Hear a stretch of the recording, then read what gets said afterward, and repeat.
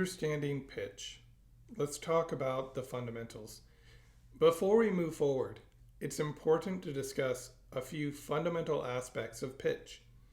Let's get some basic concepts out of the way so you'll have a better understanding moving forward. The Overtone series serves as a basis for tonal music. There are various ways of applying the Overtone series, and depending on the method chosen, the result will produce dramatically different kinds of music. In a moment, I'll show you a demonstration of the Overtone series. When you hear a single note, you're actually hearing a collection of pitches that the ear combines into a single tone. So if I play this note down here, it has a lot of resonance and it is a very powerful note. There's a lot to it. If I play a note up here, it sounds thinner. So the note down here has more tones above the tone that I played. Quieter tones that are harder to hear. And so that gives us a more robust sound. So we're going to talk a little more about overtones and how they actually impact the music we listen to. The Overtone series consists of several unique intervals that repeat in a ratio. So the first note in our Overtone series, if we're going to start with the note C, if this is a fundamental, I play that, it's going to play a series of tones above that, more subtly, and then the ear combines all these tones into a single note that we hear.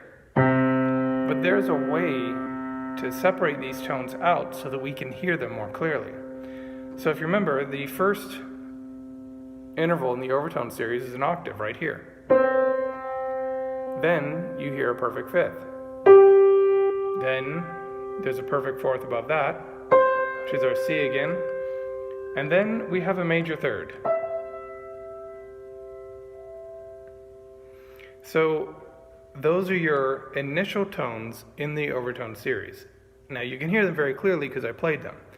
But if I simply depress the keys so the hammers are resting on the strings and they don't make any noise, if I hit this fundamental tone, what's going to happen is you're going to hear these other pitches resonate with the fundamental.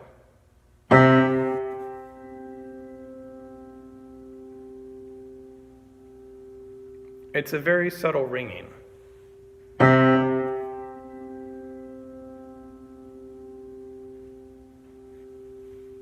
Play it one more time.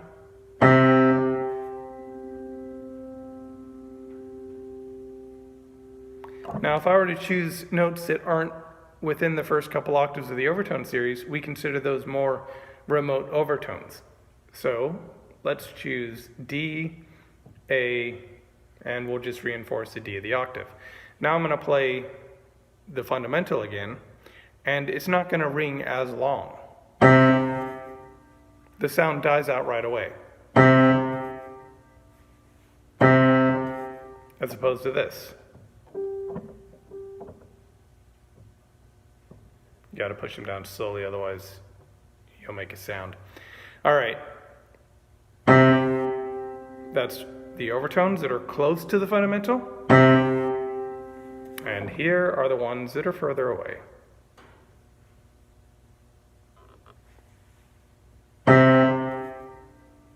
No sound at all.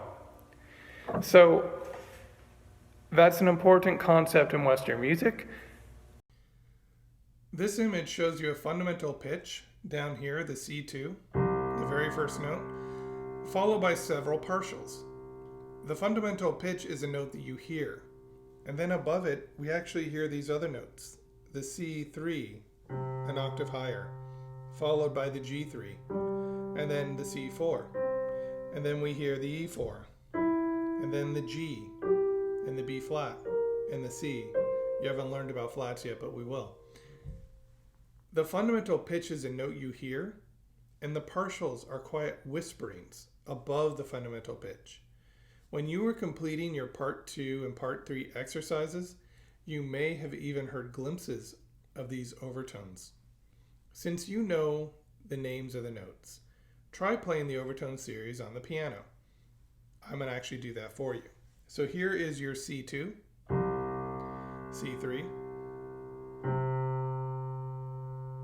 Notice how the higher we go in the series, the smaller the distance between the notes becomes. So first of all, we have an octave here.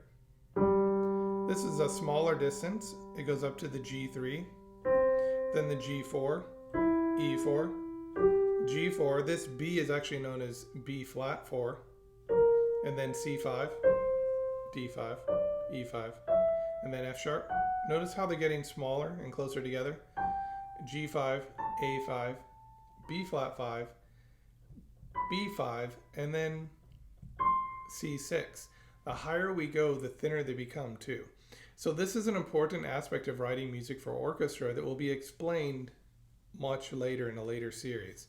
The notes in parentheses are slightly out of tune with the natural harmonic series, which means if I play this B flat, which is labeled as the 6th overtone or the 7th partial, in nature that B flat is actually just a little bit lower than what I'm playing here. So we've adjusted the notes to fit the piano. We'll leave it at that for now. Notice that the partials and overtones are labeled differently. Overtones start with a fundamental, while partials begin with a number. You can think of it this way. An overtone has to have a note below it to qualify as an overtone. It has to be a tone over a tone, so an overtone. A partial doesn't need a note below it, so every partial gets its own number.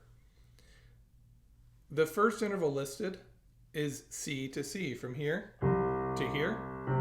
When you go to one C to the next C, consecutively, you don't skip any, you don't jump all the way up to here. We call that an octave. When you go from C up to G, we call that a perfect fifth, because there's actually 5 notes there. 1, 2, 3, 4, 5. 5 notes in between. When we go from G to C, G, A, B, C, that's a perfect fourth. It's a little more complicated than this. We don't just call everything that's a fifth away from each other a fifth and a fourth away a fourth, but it happens to work that way with these intervals, and we'll talk more about intervals later. So very briefly, intervals that are greater than the perfect fifth and perfect fourth are considered major, minor, augmented, or diminished. And when I say greater than, I mean from the fundamental. And the reason for this is because they are too far removed from the fundamental. We don't consider them perfect. Perfect intervals also coincide perfectly with the harmonies found in nature. The overtone series is important, and we will address it in further courses within this series because it comes back again and again, and each time we delve deeper and deeper and deeper into what the overtone series is.